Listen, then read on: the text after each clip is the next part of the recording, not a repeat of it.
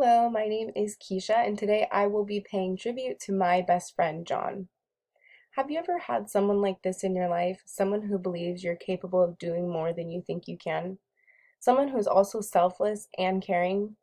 Many may have felt this way about someone, perhaps a family member, but I'm lucky to say that my best friend, who owes me absolutely nothing in life, has been this person to me.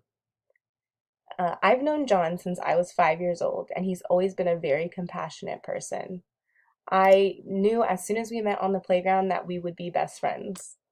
My friend John has dedicated his time and studies to becoming a nurse. This career choice alone is enough to emphasize the size of his heart. He's very compassionate, patient, and empathetic.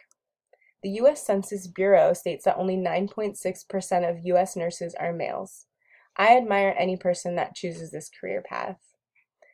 John not only embraced me as his friend that became a parent at a young age, but he also pushed me to go back to school and get a degree.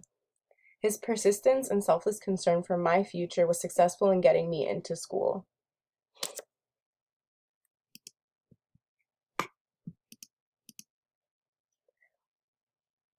Evidence according to the IWPR, women of color are the most likely students to raise children while pursuing a post-secondary degree.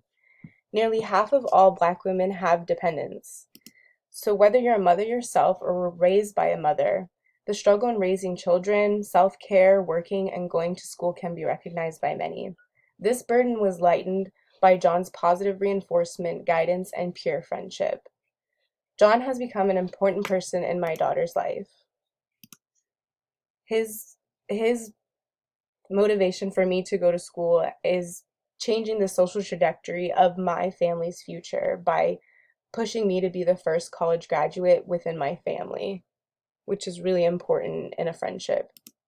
To this day, he's one of the biggest supporters and believers in my dreams and future. John has influenced me to be a better person in many ways through his kindness, motivation, pure heart. His existence is truly a gift to this world, and I hope everyone either has or one day will have a friend just like John. Thank you.